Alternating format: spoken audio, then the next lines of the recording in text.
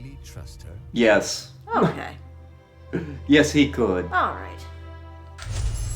He'd done it. He'd made Zenobia see how evil her father really was. He wished she didn't feel this urge to join in the rebellion. After all, he'd taken care of the Emperor, right? Yeah, but she'd always been conscientious like that. She told him she had to go somewhere first. So Renato gave her the location of the secret base, and they agreed to meet in the ruins. He had a very good feeling about this.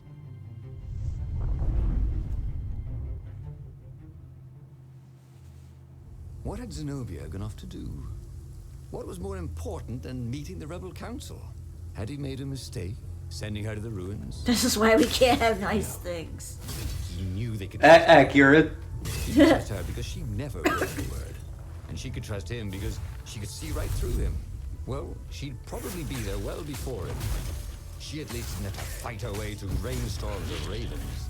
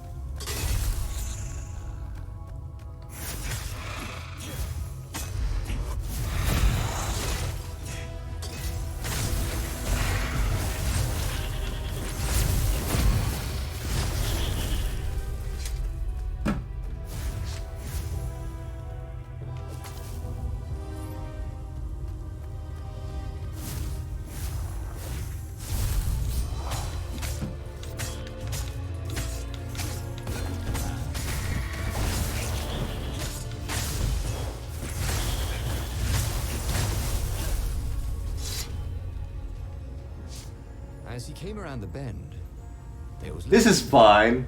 unconscious on the side of the path, and Renato could smell a familiar, sweet, smoky scent. Who? Zenobia. It had to be. She never used a combat spell when she could use drowsy gas. That meant she had the Iblis stone. Oh no. What would it do to her? She hated her father now. She'd kill him for sure. The council wouldn't mind if she killed the Emperor, but murdering her father would destroy her. He had to get to whatever ledge she was on and talk her down from it. Oh boy.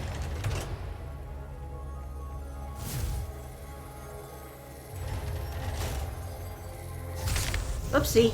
Bye-bye, life, he thought. Hello, emptiness. Hello, darkness, my old friend. That's actually a reference to a different song, I think. Yeah, I'm sure, but that was the one that I thought of.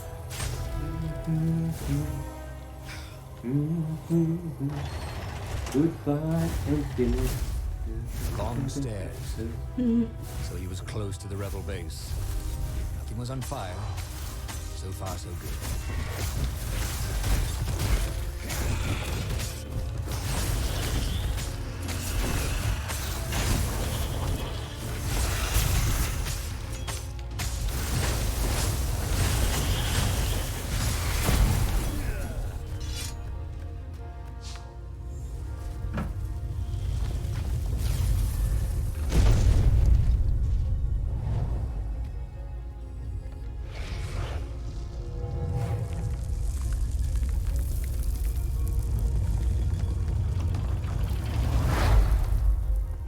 Everyone in the council chamber was dead.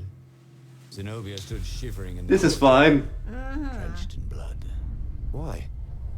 He managed. They started arguing with me. I lost my temper and I wanted their blood. Not me. The stone did. Why did you take it from Lupino? I had a plan.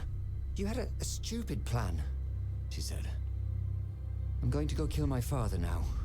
No, you can't. You'll just take his place. You'll become worse than him. Get out of my way, or I'll kill you too. Oh dear. Okay, so we want to stop her and the Iblis Stone. Okay. You won't kill me, he said.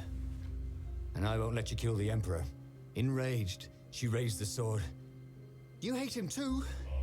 He could sense the Iblis Stone, yearning for his death. But she didn't strike. If you kill him, he'll destroy you. I know you. Shut up! She shouted, her sword trembling. I won't lose you again. Not for anything. Get away from me, he said, and he was very close. I can't lose you again. And he was in reach of her sword now. I hate him! I hate you too!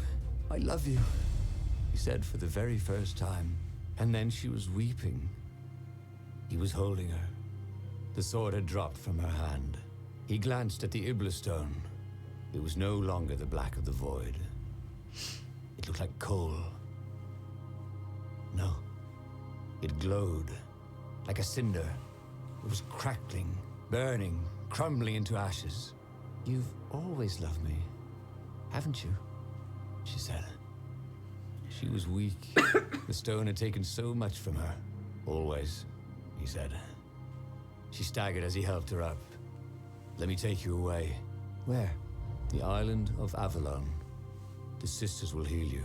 He'll follow us. Then we need the Farfarer, the fastest ship in the Empire. This has already turned out in a better light. Well, we did kill the rebellion, and the last time that both the rebellion and the empire were gone, the islands did descend into. Have to take it back. Chaos. Yeah. So there are some endings that are arguably better than this one for the islands. But then again, it's possible because remember, the Hypatia and her son both saw Renardo getting the book as the best possible future. So it's possible that something worse could have happened if they hadn't done this.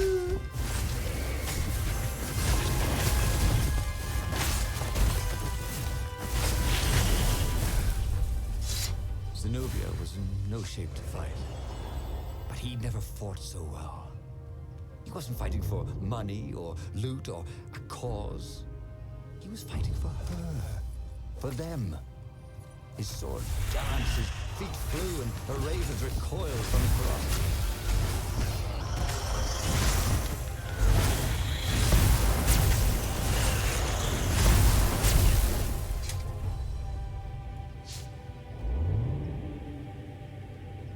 Yes, this epic final story we're doing, and we're still doing the same damned levels. Yeah. This was definitely a first game. Yeah.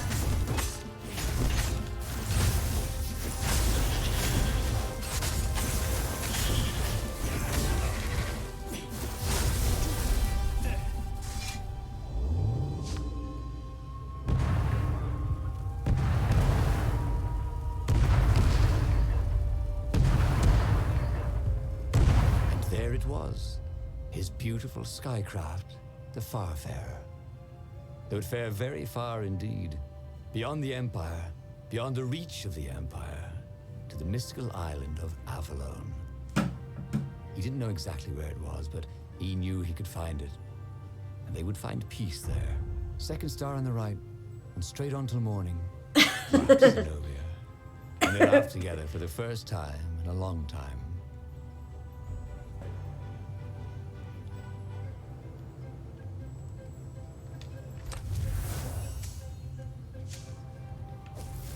Damn it. Rats.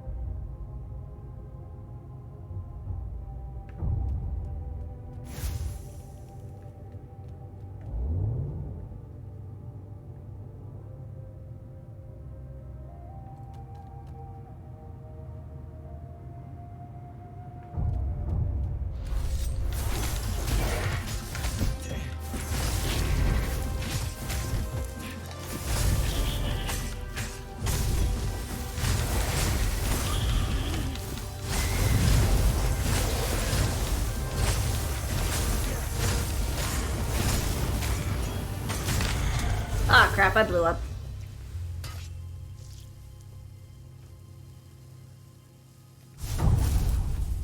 Well, I didn't have to go too far, though. Yep.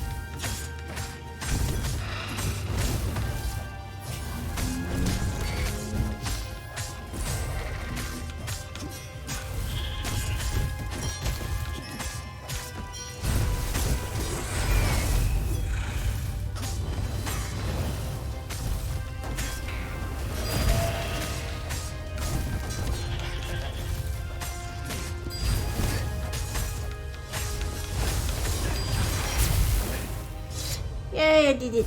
Woo! But they did not go unnoticed. Scout ships lifted off, and the long lance of the Imperial flagship. Renato turned downwind to gain speed. The Raven ships could pursue, but they couldn't close. The Far Speaker croaked, "You return her and live!" "Go sacrifice yourself," yelled Renato. "Then you won't have her either." On the flagship, the Emperor was readying some arcane weapon. It couldn't be. It was the core. A devastating beam lanced out of the flagship. Renato zigzagged wildly to keep the Farfare out of it. Now the Raven scout ships were closing the distance, and the beam was getting closer too. Then came a blinding flash, and the air was searingly hot all around him.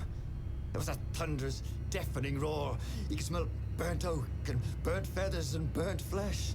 But when he could hear and see again, they were alive and unhurt. And they were alone in the sky. Zenobia embraced him. They had done it. Through luck and through love, they had won the war. "Avalon, here we come," he said as he held her arms wide in the prow of the boat and let her feel its speed.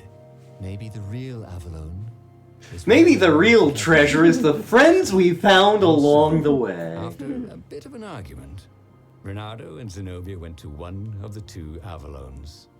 The one shrouded in mists, or the one in their hearts. But which one they went to, I'll never tell. He'd done it. He'd forged his own destiny. Well, he hadn't actually done it, but he knew what he would do. Renato smiled at the book. He practically wanted to kiss it. The kid's sacrifice hadn't been in vain. He'd saved the book and saved the world. Renato owed him and his mother so much. Renato lowered the mainsail and let the Farfarer shoot forward in the breeze. Second star to the right, and straight on till morning. And with that, we have saved the world, and Renato knows what he must do. Yep. And that's the game. Yep. Not bad, Yeah. just repetitive. Yeah. Definitely a first game. But overall, I thought it was an interesting story. Yep, good concepts here that got better executed again in Omensight. I'm curious if these folks have done another game since then. I'd have to look at it. Yeah, it's been a long time. But yes, with that, the story has come to a close. What game we'll be doing in the future? Well, you're just gonna have to wait and find out. But for now, we're the Lance Stars saying thank you very much for watching. And have a fond farewell.